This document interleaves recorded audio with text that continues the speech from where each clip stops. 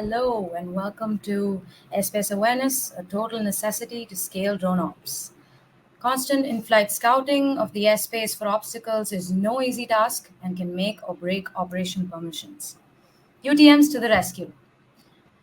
Deploying multiple fleets on repeatable missions requires complete awareness of air traffic, constant communication of different drones flying in the vicinity, for example, mapping of no-fly zones, understanding environmental factors, etc. Now, also obstacle avoidance, right? You need to smartly and efficiently avoid collisions as much as possible. And that's where Unifly really comes in. They saw the growing ecosystem of drones, the commercialization of drone operations for inspection, security, and progress monitoring, and understood a basic necessity to ensure that when this scales in the long run, organizations can realize the potential of drone fleets without worrying about logistical challenges and also make their operations really safe. This can be the management and visualization of drones and operators, and of course, in the context of autonomous systems, the drone and the docking station. Unifly's primary mission is to enable the safe and efficient integration of drone traffic around the world. Our focus is always on safety for all stakeholders involved, and of course, so is Unifly's. Who better to talk about scalability and airspace awareness than our speaker for this session, Bernd Fastenrath? With over 13 years of experience in the automotive, logistics, and location platform market, from marketing to sales, Bernd Fastenrath joined Unifly as the Chief Commercial Officer just recently. He's looking forward to bridging the multiple verticals for drone usage and helping to create the ecosystem needed to make our vision for drones a reality.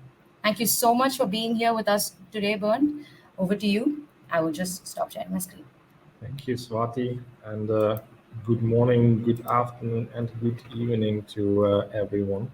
I'm trying to paint a quick picture today on why we need to get that air picture right and how it will help us to scale the drone operations, and get the needed flight permissions and also connect different stakeholders in the ecosystem.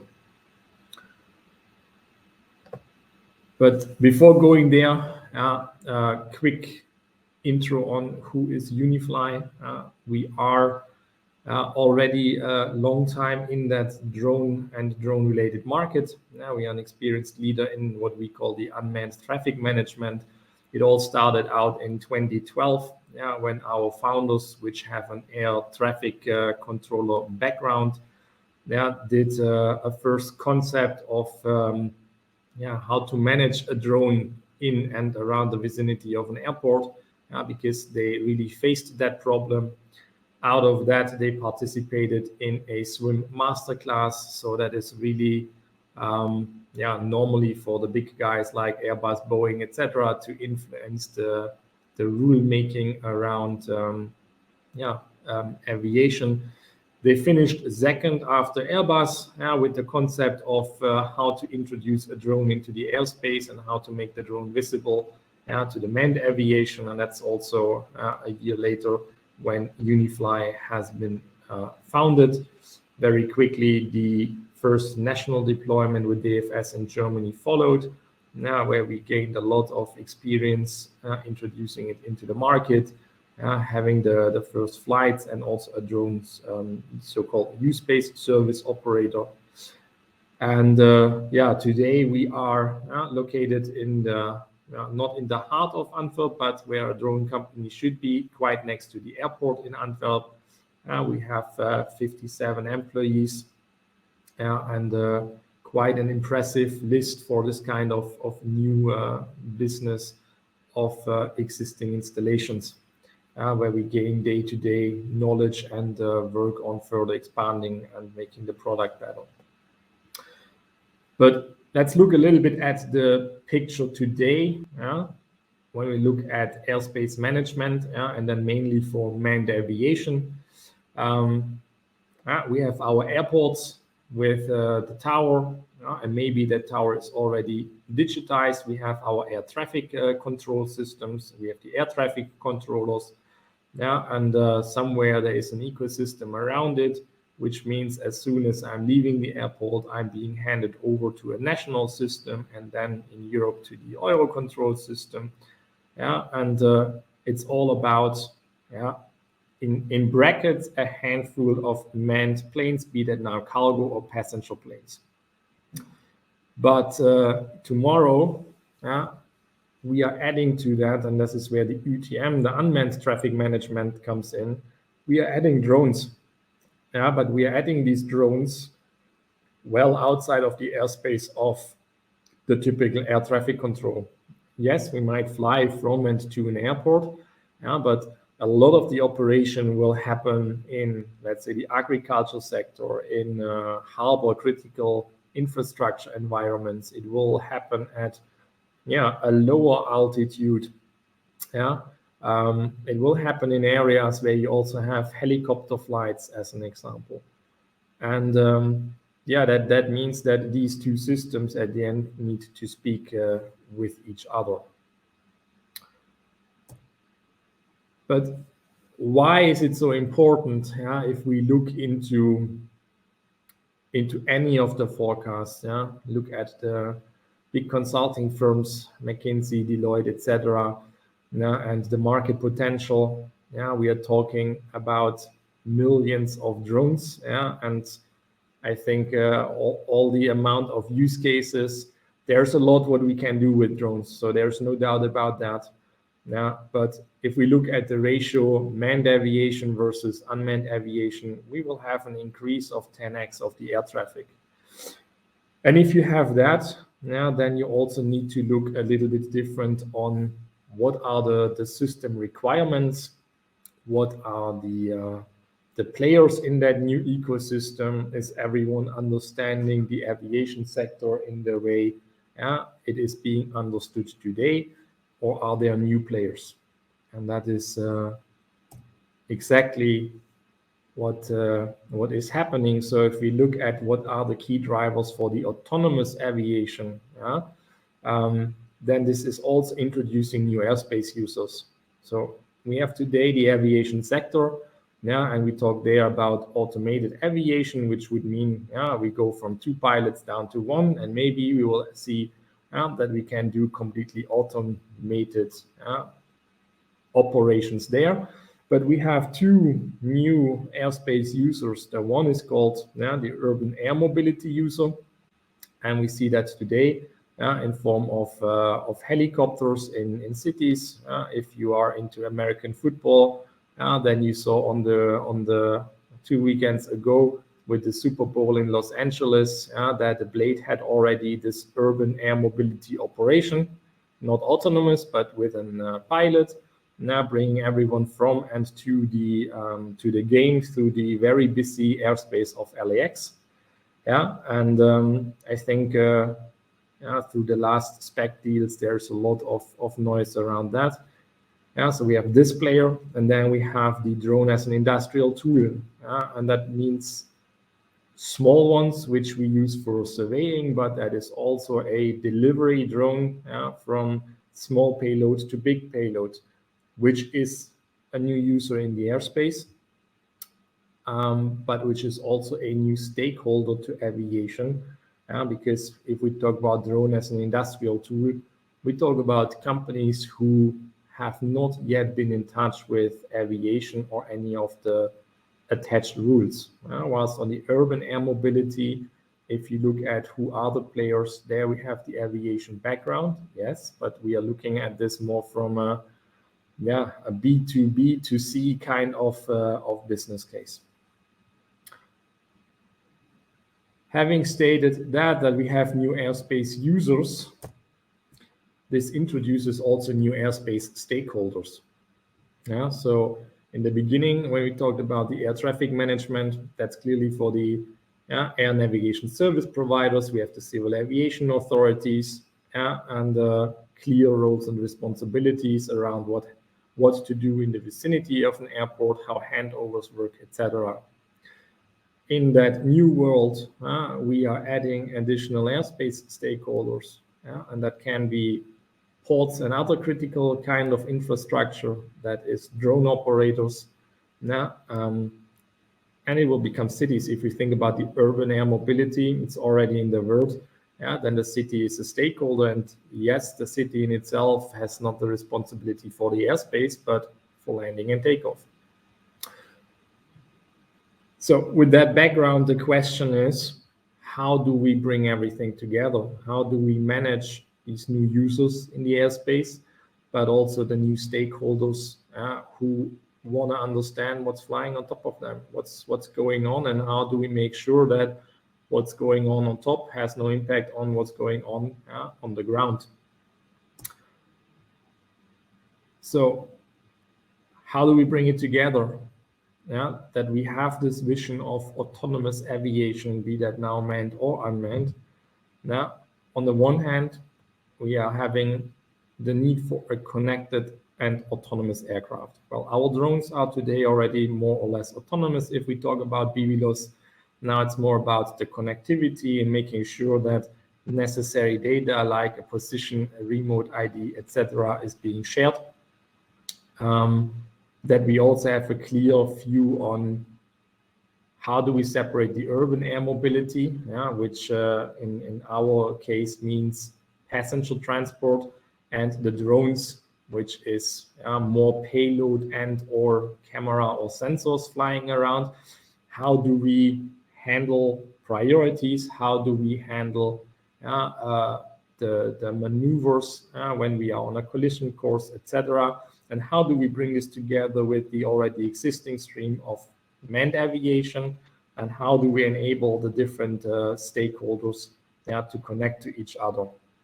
And that means that we will need to create a digital ecosystem where we have real-time data exchange between the different players. And I think if you look at Europe today, then you have a model where you have this central information platform, mainly driven by a CAA and or the ANSP, where you have the traditional ATM system, and next to it you have the system for the unmanned or for the drones. So that also means that the UTM system in itself, it needs to be designed in a way that it is safe, that it is efficient. So it needs to adhere to certain rules, which you know from the aviation side. And on the other hand, it needs to be easy to use because we have new stakeholders which are not accustomed to all of the rules around aviation. And then lastly, both systems need to work together and looking like one system.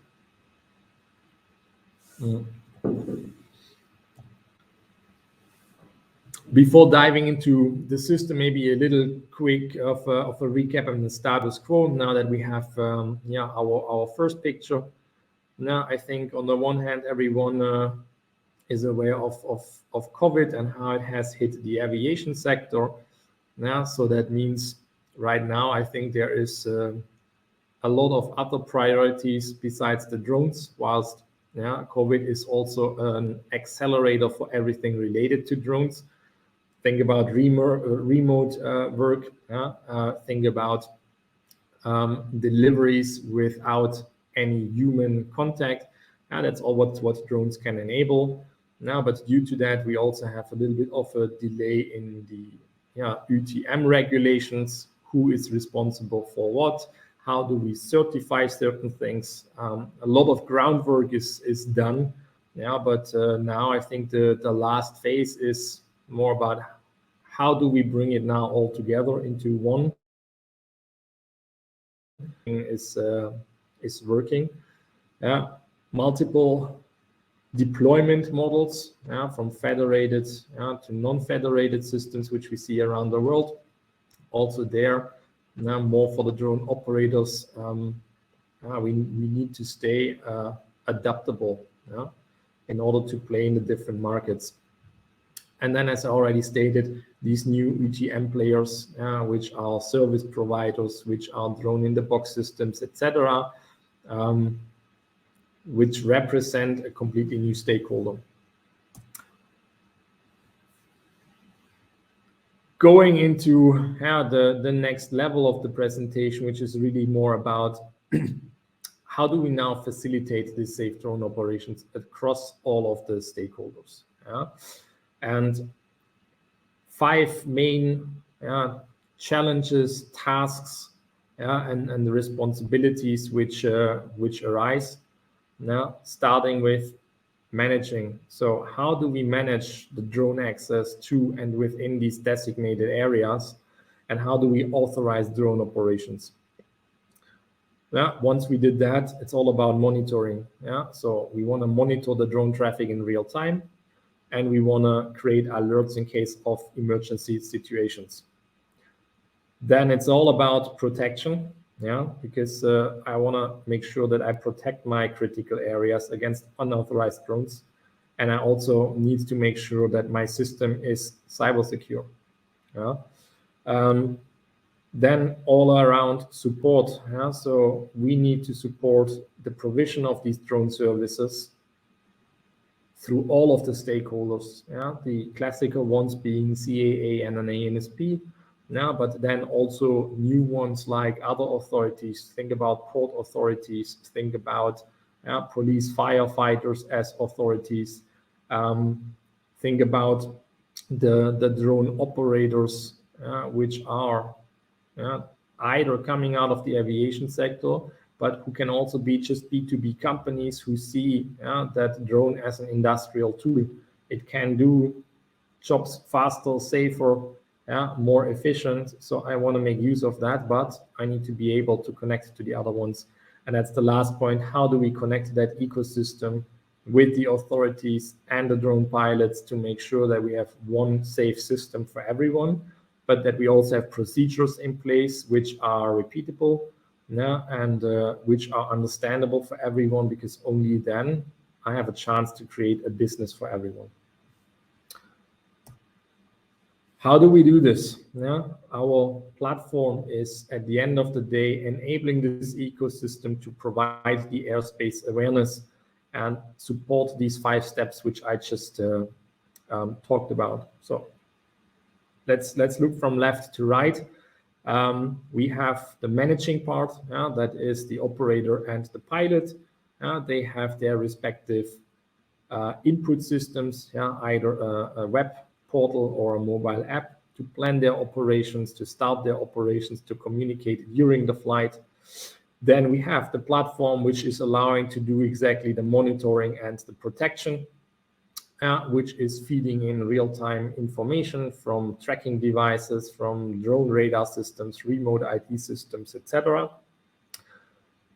So now that we have all information about planned operations, active operations, manned, unmanned, in one system, we can start that support process, which means approval flows can happen. We can do the conformance monitoring. We can do the separations monitoring. And also, where needed, we can start informing external stakeholders. Think about an airspace where you have an overlap of responsibilities, and the drone is moving from one area into the other one. That's where you want to send alerting into external systems.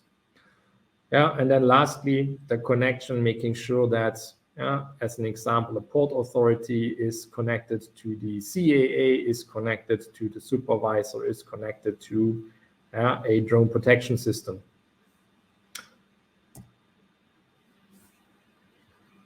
And talking about the drone protection system, this is where the other part of the airspace awareness comes from. So how do we get all of the real-time data? On the one hand, we have a lot of the location data.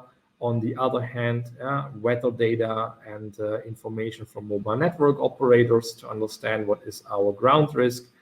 And then we assume that there is mainly compliant drones which have registered themselves, which are able to carry a tracking device in one way or the other. But I also want to make sure that I capture my airspace. So I start with remote ID sensors around the areas, so that I also can detect collaborative drones, which are not declared. Think about that hobby pilot who wants to make a movie, and who might not know all of the rules, but I need to see that drone anyhow. And then we also want to prevent the criminal drones or the rogue drones.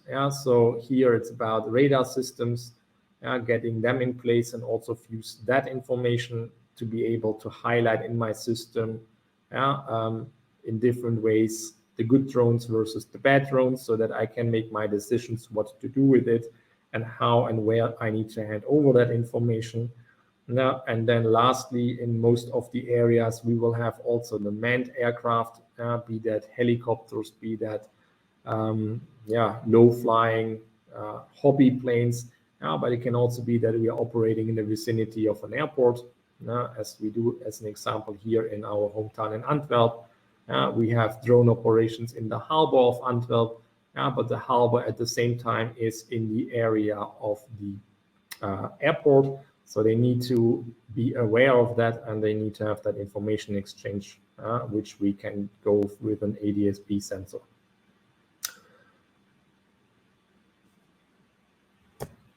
Before opening for the Q&A, maybe a quick wrap up.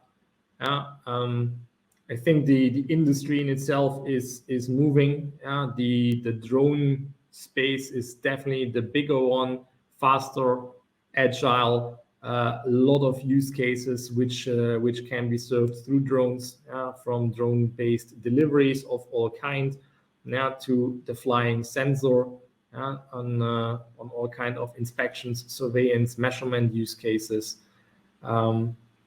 Now leading to the necessity that this air traffic, which is tenfold to the known one, it not only needs to be controlled, but first of all, it needs to be visible to everyone to make sure that everyone has access to the same information. Similar like we are driving on a road. Now everyone has the same information called traffic signs and traffic lights, and sees the cars in front. Based on that, we make our decisions. Same is true for us in the airspace. The only difference is we have no place for traffic signs and roads. Hence, we need to have a digital infrastructure underlying with joint data sharing to make that happen. But also by doing so, allowing the authorities to have all of the necessary information to make that drone vision, which we all have, a reality by providing the authorizations, giving the stamps that we can actually do that.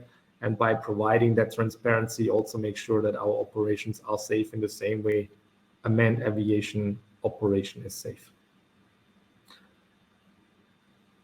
And with that, I would hand over to Q&A. Swati, I'm not sure because I don't see that. So we have a few questions, and we have other channels as well. So we are receiving quite a few questions from Discord and over on social media. So we have a question around traffic control and collision avoidance. You talked a little bit about critical infrastructure and urban mobility. So can you talk a little bit about how UTM can avoid collisions without the intervention of a regulator or operator? Do you see systems similar to TCAS for airplanes being used in drones? Yes, we do. So on a more professional sense, we already see drones with forward-looking LiDAR to detect what's around. That's already, I think, a good step. The other thing is the information which we can collect in the system. We provide forward to ground control stations so that a supervisor can take action based on that. Merging exactly what I stated.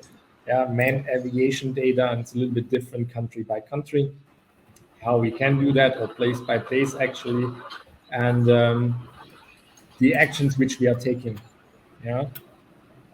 based on the information flow. We either send the message for the drone to go down and pause, or to take other actions where we are able to connect the different drone operators with each other. So talking about a two-way communication, not a one-way communication. Right. Especially when you talk about the non-rogue but not authorized drones. yeah, then it's you don't want to take the unnecessary actions, but you want to make sure that you can reach them, yeah, to provide them information with, hey, uh, you are misbehaving, so please turn around, yeah, versus the rogue drones, which you at the end want to take down. Yeah. On that note, I have a question. There are different definitions as to what constitutes, you know, this is something that's unacceptable. This is a rogue drone. I mean, when you're trying to automate a system, how do you make sure that this particular regulation means that rogue drones won't be allowed, or you'll have to navigate through them, or if for example, if it's just like navigating through infrastructures and buildings, could you talk a little bit about which countries see the most potential for BV loss operations? Because some countries are really strict in terms of how they define what constitutes a rogue drone, like where you can fly, at what heights can you fly, you can't fly near these set of structures, etc. So, could you talk a little bit about your experience working with different countries and maybe shed some light on regulations and yeah. Yeah, indeed. I think it's more a regulatory topic than a technology topic. Yeah. But it has also to do with how can I get clarity as an authority. Yeah. I think we have a couple of good examples in our customer base. We have with Canada, the second largest airspace, but also population-wise, if you want to do BVLOS flights there, yeah, outside of the city, the risks which you are taking are quite low. If your drone goes down, it goes down. Yeah. Whilst if we would talk about Europe and more dense areas, the risk that your drone goes down is definitely higher. Yeah. So the threshold for the authorities to give you the permissions, yeah, the size, the height, etc., is more complex, and that's exactly why now the constant exchange with the authorizations is needed, yeah, where we show the data in an anonymized way to say, look, this is what we did. This is the transparency which we can provide. Yeah, exactly in the same way the aviation industry started out. They started not out with putting people on the plane. They started out with logistics flights. They started out, yeah, in certain areas sharing data. And I think that's also what we will need to do. In Europe, I think with the upcoming regulation around use spaces, a lot has been defined, maybe not in too much of a detail, yeah, but it at least helps to provide the local authorities with some guiding frame. The implementation which we are seeing are although still a little bit different. That's also not making it too easy for the operators, and that's exactly why we say now we want to combine that ecosystem, and we want to make sure that we speak as one voice, because at the end of the day, we are all depending on the authorities having enough information to make the decision that BVLOS flights can happen. Right, right. And I think that sort of answers another question that we have on whether the use based framework will unlock new business models towards UTM platforms and services. Or do you see like a uniformization of services? Maybe you could quote an example of a business model that will benefit from a regulatory context. Well, I think if you look at use space and different business models, yeah, then you might need to look at what kind of operations do I want to do. Do I have a kind of a static one where I say I do test sample deliveries within a city from one hospital to the other one? That is very static. You can do a very good ground risk assessment. Your operation is not changing. Now, hence, you have all of the information available for the authority, and within that given use space, yeah, the service is then really just to make sure that the ground risk data is always up to date. Yeah, and I'm only flying if the ground risk is acceptable. Right. Maybe by night, not during a rush hour, things like that. If you take a similar use case, but you take it outside of of that urban context, maybe the typical warehouse to warehouse kind of delivery. Then the service which you provide as a use-based service provider might be different, because then it's not only about, let's say, the telco data, then it's about installing radar or any other kind of detection systems to cover the distance. You operate a business model similar to a telco operator, as an example. Okay. Okay. All right. So, I mean, when you're speaking of a business like a small time a business, do you think that they should have better waivers because they're mostly doing hobby flights, or do you think that companies should accept regulations and build restrictions into their firmware, and that should be the foundation on which they build their operations? Or do you think it depends on the size, or are regulations going a bit too strict and don't apply to different sizes of businesses? Well, I'm not sure if we should do the waivers on the size of the business.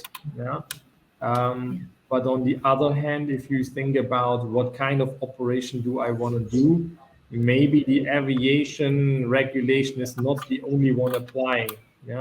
If you think about the use case of quick blood sample transport, I have very specific regulation for how can I transport blood samples and what kind of a box. What happens if that blood is damaged during the transport? That has in the first place nothing to do with the aviation. So in essence, I first need to have the waiver on, can I actually do this kind of operation from non-aviation regulation? And add then the question, am I doing it myself, or do I ask a certified provider to do that? I mean, similar like I'm sending something today with DHL or FedEx, and if I want to send glass bottles, then I have a specific glass bottle insurance as an example. If you try to take this concept to the drone, then the drone becomes just another mechanism, but I need to adhere to other kind of regulations anyhow. Right. And then the size doesn't matter if there's regulation on how to transport blood versus how to transport, I don't know, acids, chemicals, etc. Then I need to adhere to that independent of I'm transporting that with a drone or a motorcycle or a truck. Makes sense. Yeah. So in on that front, we have another question. So do regulations have an effect on getting the information you need to monitor air traffic, right? Because if you're not allowed to fly in a certain area, how do you get the information you need to map a certain no-fly zone, or something like that? Like, yeah.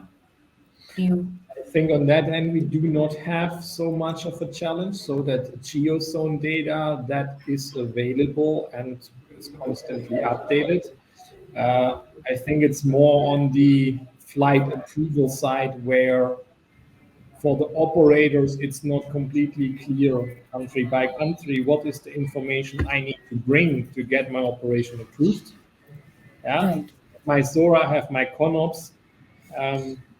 A good part is if I can write, I'm using an UTM system, I connect to the other systems, but what else? What else do I need to bring to make sure that I get accepted for my operation in a timely manner? Because if we talk about business and business processes, it's good if I get one time a waiver to do an operation, but that doesn't mean I can create a business out of it, right? I need to do exactly that same thing constantly, and then I can build a business out of it. But to get to that point, there still is unclarity of what does it mean for an operator to get that kind of permission. And which data should I share? Okay. And I share to make sure that an approval process is, let's say, taking minutes instead of days, whilst reality is it can take weeks and months today.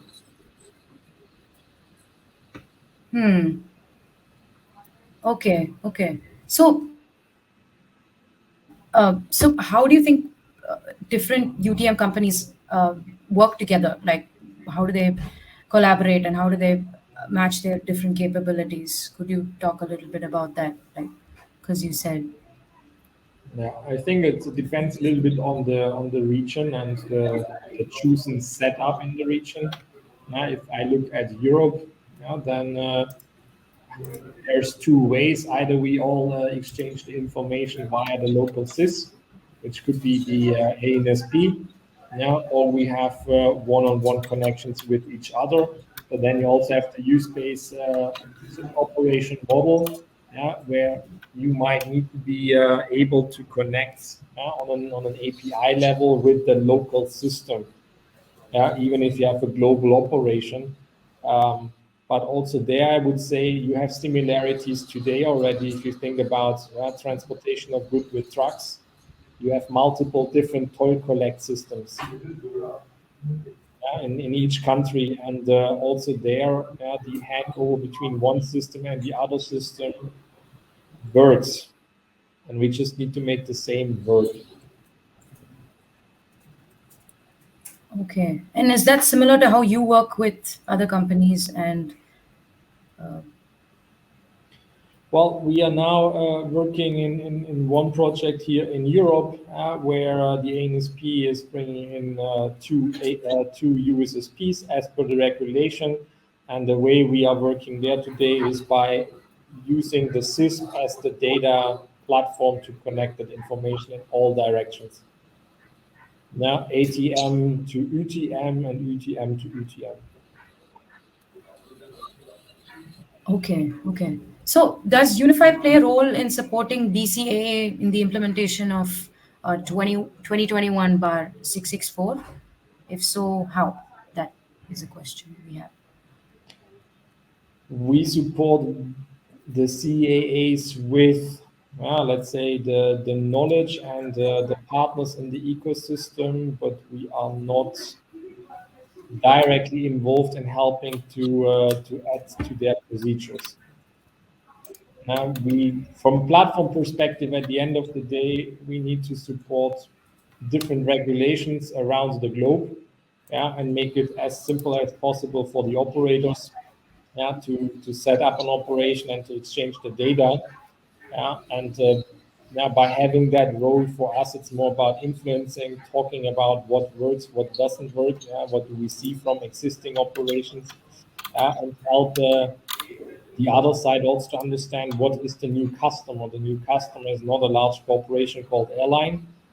It is, as you stated, it is smaller, way more agile companies, with a more B2C driven mindset than a government or huge corporation mindset. Okay, all right. So, how do you see your platform become the focal point of our stakeholders? Will ANSPs not be afraid to deal with only one player gathering such platforms? And will it require to have several players to perform a uniform platform like yours? I think we need to have interoperability between platforms. Yeah. Definitely. Yeah. Um, and that's what we are working towards. Similar like today, you have a data exchange between an SAP system and Oracle system. So that also works. That's what we are driving towards. And then, as I state, I think you will see a different way of implementing things country by country, and that's exactly why this interoperability is at the end of the day so important, because the real user, the operators, for them it should not matter. It should be one way of doing things, and the magic needs to happen on the other side, meaning on our side. And if that means that the UTM system, which is the, let's say, the local one, is not the one they are using, then we are the one who need to facilitate, and the other way around. Right. So I guess that was our last question, and that brings our session to a slightly early close. As we all know, great things don't always come in huge packages, and such was this session. Unless, Bern, do you have any closing thoughts? I'd like to end the session. No, thank you for having me, and thank you for all of the questions. Hope I could provide some more details and answers. And yeah, where else needed, please reach out via LinkedIn, and happy to provide more input. Yeah, and Great. Yeah, that was some great questions. And if you're just here, if you're just joining, don't worry. Yeah, Bern will be up in his Unify Blue booth, and you can check out the schedule to know when you'll be able to meet with him and register in interest at the booth, where he can get your email ID and then get in touch with you. As he said, he's also available on social media. He's active on LinkedIn, so you can get in touch with him.